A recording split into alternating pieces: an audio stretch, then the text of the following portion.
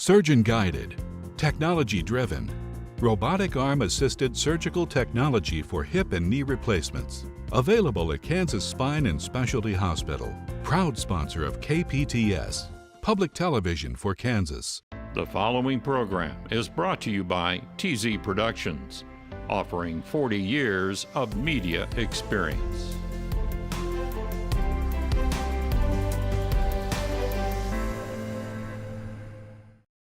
Hello, it's time for Hatteberg's People. Coming up. I taunted my father with this knife, and Dad was so drunk that he was angry at me that I would defy him enough to get the knife before he got it, but I knew he would stab Mama if he got it. Abused, stuffed in a chest with a rat. Her childhood was a horror story that would make Stephen King even cringe. But through the pain came purpose and a life lesson for all of us. Also, I always said I didn't want to get to be a village character, but I think I turned out to be one. 35,000 miles on his bike and still pumping away at age 83. It's hard to keep up with Merle Walker, who knew how to make the most of his retirement. Plus, like smoke under a door, his music surrounds you. Hear his story and find out what became of this smooth jazz artist whose career was taking off in 2004. And item in the Arkansas City newspaper, hired husband. Now on the surface, it sounds like it might be a job for the Vice Squad. this Cali County man turned some heads when he rented out his services to local women. Larry investigated, and you'll see that interview. Those stories and many more are coming your way right now on this week's Hatteberg's People.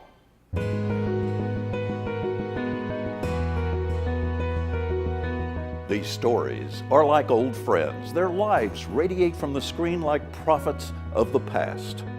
They were teachers, but not in a classroom. Instead, they taught about life to those around them who cared to listen, and I was their student.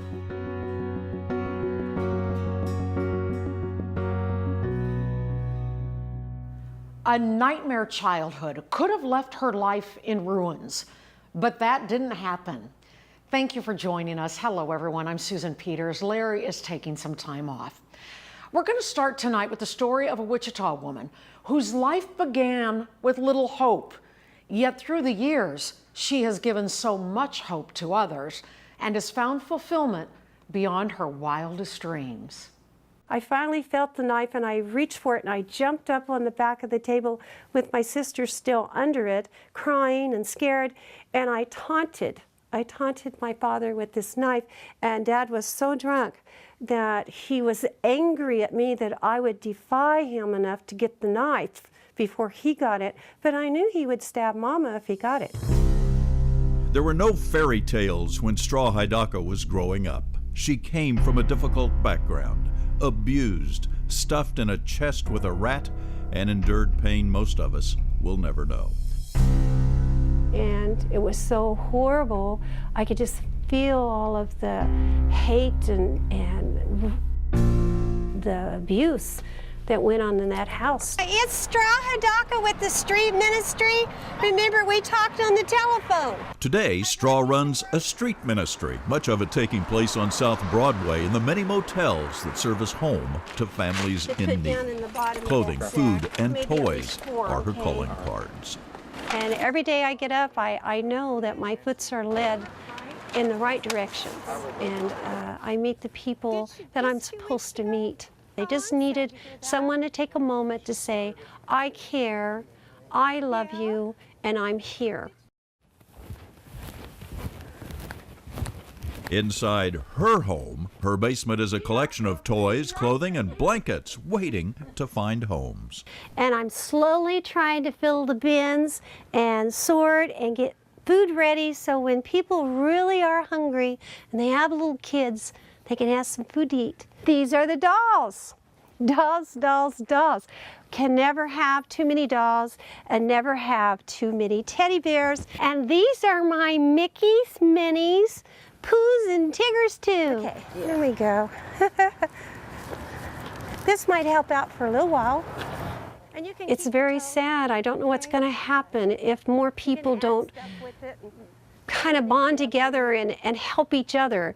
And I know we can do this. We're a strong country, and it's not just here in Wichita, and it's not just down on South Broadway. It's all over town here for us, but it's everywhere. We'll just sit it right there.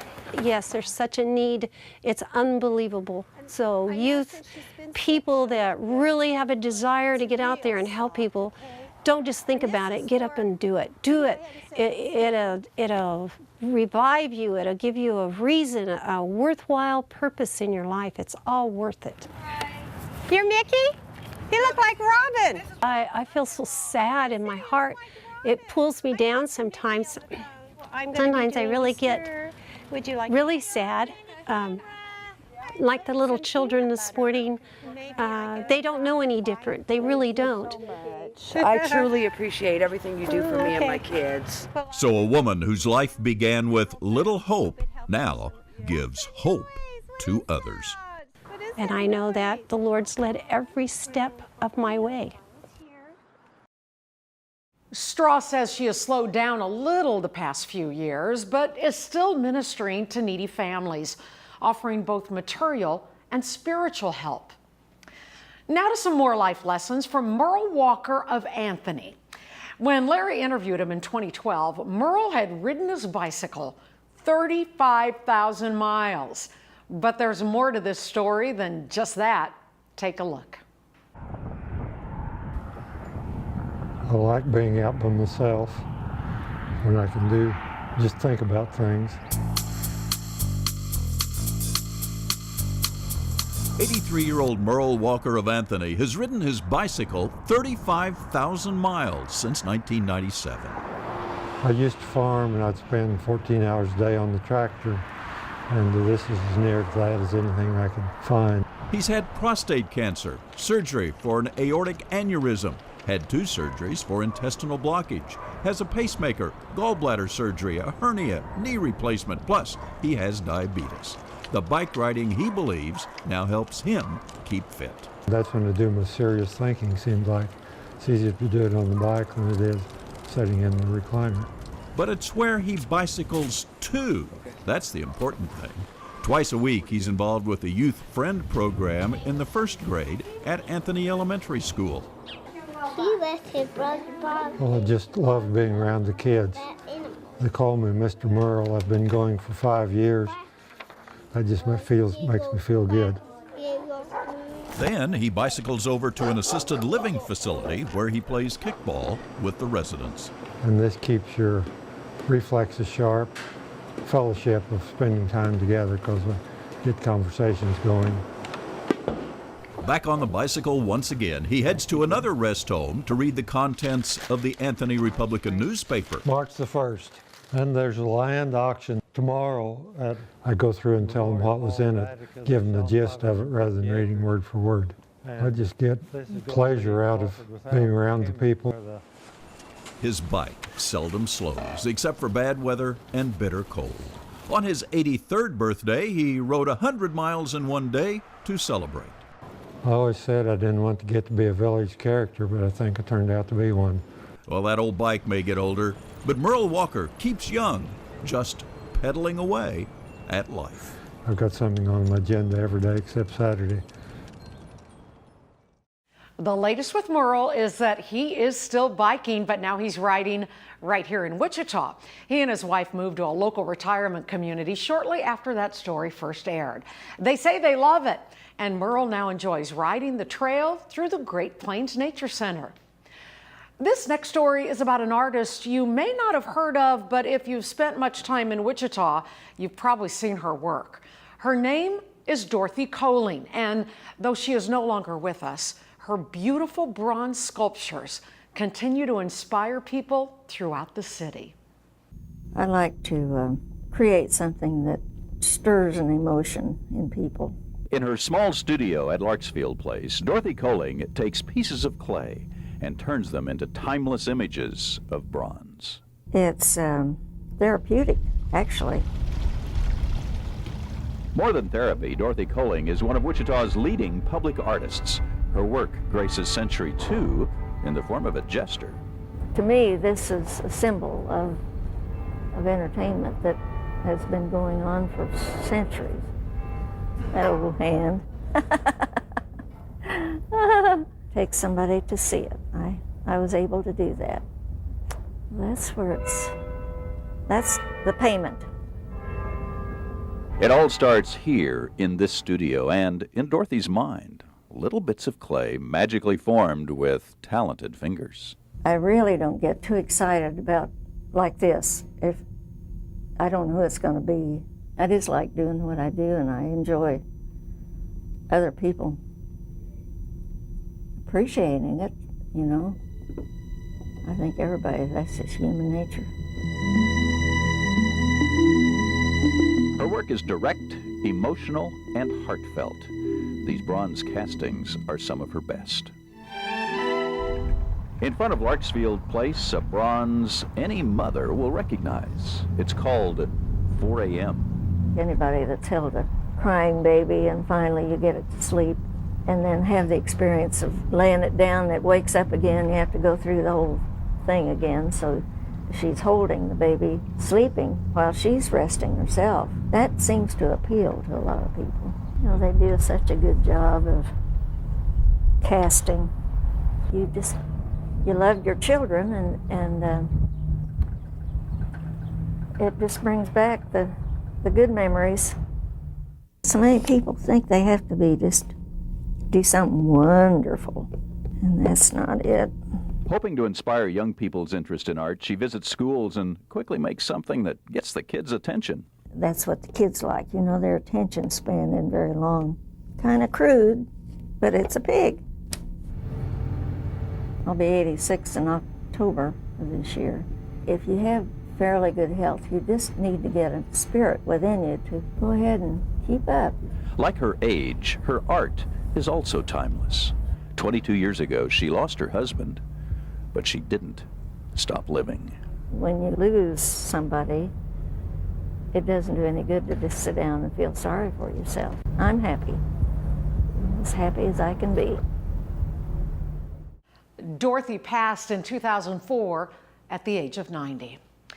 Now let's turn the Wayback Machine to 1981 when Larry traveled to Sublette to meet a farmer who had gone all Hollywood. He found a way to bring the glitz and glamour of showbiz to the quiet, dusty plains of southwest Kansas. Out where they say, let us be gay, I'm going Hollywood. Sublette, Kansas is an unlikely place to be talking about Hollywood, but that doesn't bother Bob Orth, a western Kansas farmer and collector of Hollywood memorabilia. This is about as close as I'm going to get to the acting profession, and keeps me, you know, maybe a little closer to the people that I admire. One person that Orth has grown to admire is Jean Harlow, considered to be Hollywood's first sex symbol. Orth is an expert on Harlow memorabilia. He has what other collectors say is the most complete collection of Harlow memorabilia in the nation. Well, when Jean Harlow died, her father went to California, of course, for a funeral, and after the funeral was over, he asked Jean Harlow's stand-in if he could have just a few things to remember her by. He picked out these shoes, picked out this rabbit's foot, which Jean had carried for luck for years and years and years, and picked up this fake gardenia, which she had used as a good luck piece for a long time. Jean Harlow's father was a Kansas City dentist, and when Jean was young, he had 2 baby books made containing Jean's pictures. Orth has both copies. To my knowledge, these photographs don't exist outside of these 2 books. He kept one, and he gave one to his mother, or to her mother, I'm sorry. Because Orth's collection is so large, we could only focus on a few items. Items like Harlow's diamond-studded purse designed by Cartier, and this rare photograph. This hung in Jean's bedroom until she died. Her mother kept this picture under wraps pretty well because she thought it was too risque. It was a little too low cut, and she didn't appreciate that type of image, which was a little strange because I'm sure that Jean would have thought this was a pretty conservative pose. I want to live long, learn a lot. I'll light my candle and I'll burn a lot. There's so many questions that nobody has ever answered. William Powell, I suppose, knew her as well as anybody at the end, and he just will not give interviews. He won't talk about Jean Harlow. But what was she really like? She was rumored to be very promiscuous at one period of her time, and nobody knows that, right or wrong. I'm gonna go places and look life in the face. Bob Orth's Harlow collection is only a small part of his Hollywood memorabilia. In our next report, a look at his autograph collection and a peek at what's stored inside those grain bins. Bob Orth is a fascinating individual with an unusual collection of Hollywood memorabilia. Take, for instance, these autographs. He has 4,000 of them, and he works at it. The excitement to me, or excitement, at least the interest in doing this, is every time you go to the post office, you have no idea what's going to be there. And he goes to the post office a lot. Orth has sent over 25,000 letters requesting autographs. He also sends magazine covers for the stars to sign and has amazing results. Suppose everybody knows Larry Hagman, Jr. This is about the 10th cover I think I've gotten of his. All these covers came within about the last week and a half, I suppose. And of course, Brooke Shields. Unbelievably nice about signing autographs. Miss Shields on this one said to Bob, "I'm making 8 more of CK's commercials. Love, Brooke, XO." By the way, she's unbelievably nice about signing things. She just, I can't think of anything I've ever sent her and asked her to sign it that she hadn't sent back, and I've sent a lot. Orth sends birthday cards, flowers, and telegrams of congratulations to the stars. He does it because it pays off. Most of them are pretty nice about it. Some may come back in 10 days, some may come back in 10 months. I've had them take as long as 3 years. Now, Orth's collection of Hollywood memorabilia is so large, he's had to store part of it in his grain bins.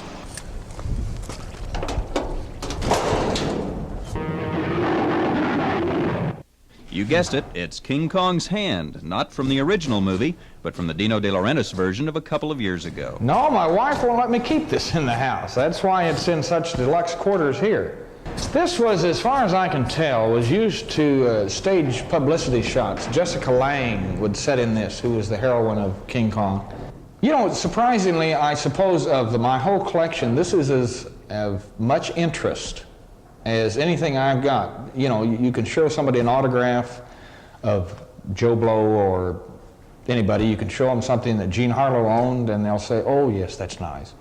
Yet, if they look at the hand, it's something that really interests them because, you know, the size and this sort of thing. And the kids just, if it doesn't scare them to death, they sit in it and they had their pictures taken in it and everything else. I don't know what it is. This material is the covering for King Kong. It's horsehair glued to a backing. And it's just another part of Bob Orth's incredible collection. Bob Orth, a man who couldn't go to Hollywood, so instead, he brought Hollywood home to western Kansas. I'm on my way. Here's my beret. I'm going Hollywood. Bob passed away in 2005 at age 69. We're not sure about the fate of his collection. If you happen to know, please drop us a line at hattebergspeople@kpts.org. This next story is about a local celebrity who's well known on the Wichita jazz scene. His name is Willie Wachter, and his attitude is as uplifting as his music.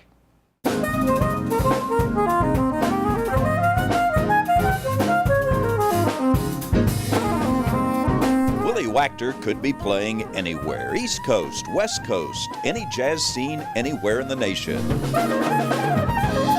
Instead, though, he chooses to live in Wichita. I truly do feel that, you know, if you're talented enough and you're gifted enough, you can make your mark anywhere in the United States, and I like Wichita. Already out with 2 highly produced CDs under his own record label, this quiet 31-year-old brings to mind jazz names such as Charlie Parker and John Coltrane.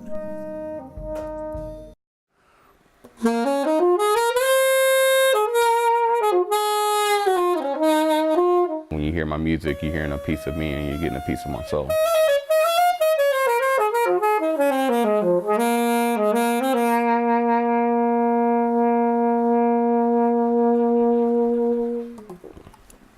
This life is my type of life. It's laid back. I can focus here.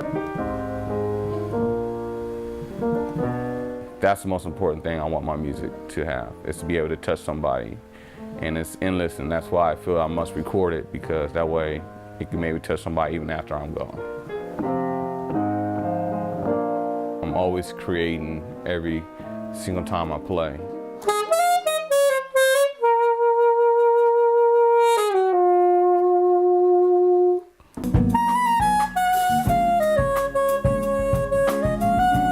He speaks through his music, his fingers hitting the keys in pursuit of mellow. Often his group plays at Borders Books and Music on Rock Road and in Kansas City. I know I'm definitely on the right track, and I'm definitely a very happy person. God has truly blessed me, and I have to see his blessing every day. It's a never-ending story. It will ever change every time I play.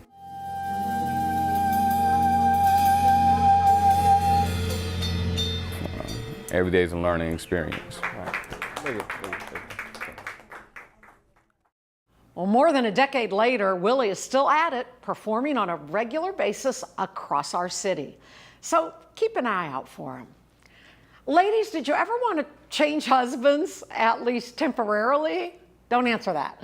Back in the 1980s, you could have called this guy. Item in the Arkansas City newspaper, hired husband. Now on the surface, it sounds like it might be a job for the Vice Squad, but it's not. It's Bob McLean, an Ark-Citian who likes to help people. Now with his 46 Chevy, Bob will take on almost any repair task, but admits his hired husband advertising gives him some strange calls. The phone rang, see, and I just, like usual, I'd asked, a few questions like this, but he says, what the hell's a hired husband? And from that, I told him we fix squeaks and we clean gutters and we fix cabinets and we paint, just about anything. And he says, oh, and hung up. I thought that was kind of different. Kind of different is how you might describe Bob McLean. On this particular job, he was asked to make sure an elderly woman's car would start. Now, he admits these type of jobs will never make him rich, but that's okay. He still enjoys life.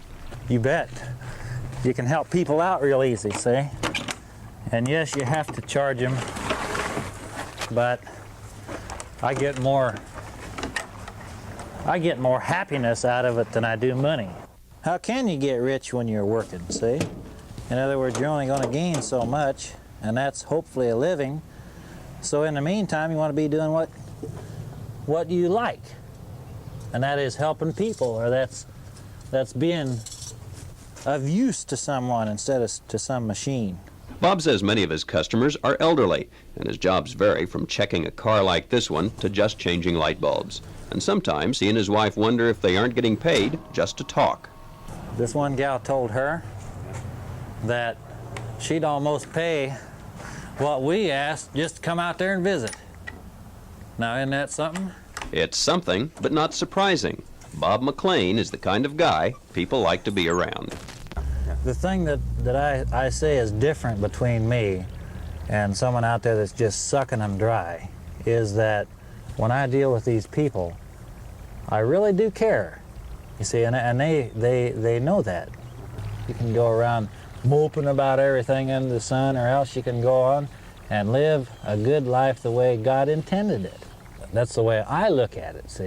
Now I look at life maybe different than a lot of people. But wealth, like I say, to me, is a state of mind.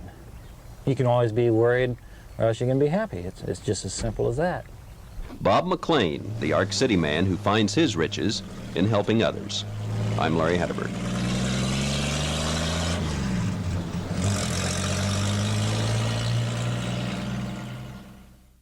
Well, that was 1981. Whatever happened to Bob? We don't know. There's a different Bob McLean living in Ark City these days, but our Bob, we haven't been able to track down just yet. Now, if you know where Bob is, and if he would like to resurface, if he's not too frightened, please drop us a line at hattebergspeople@kpts.org. Well, it's time for us to hit the road, but join us for a special edition of Hatteberg's People next week, We're going to celebrate the creative, innovative Kansans who drive the local economy from the worldwide power players to the mom and pop shops. You're doing a beautiful, beautiful job with this. Thank you. Yeah, that came out nice using the black, made it nice and clean. We'll visit one of America's leading band uniform companies. It is a fourth-generation family business headquartered right here in Wichita. Find out how these two brothers keep their company so successful. Also, when I start something, I want it done now, and I want it done right. it's proven to be a winning approach for Jason McClelland, and his small town is reaping the rewards. You'll learn how this entrepreneur helped bring downtown Madison back to life. Plus, when I started it, I didn't even think about it being a career, but my goodness, I had no idea that I was going to be doing this for 40 years. this was a legendary novelty store on Wichita's west side when Larry did the story a few years ago. At that time, owner Kay Hettenbach was planning to sell the place and retire. But did she? It's an interesting story. You'll have to tune in next time to find out. And what I enjoy most about shiny shoes. Make some bad look good. Roosevelt Gamble is one of the last Kansans in the shoe shine business, and he does it with pride. He'll share his secrets for success. I'm Susan Peters. Join us for those stories and many more on the next Hatteberg's People. See you then.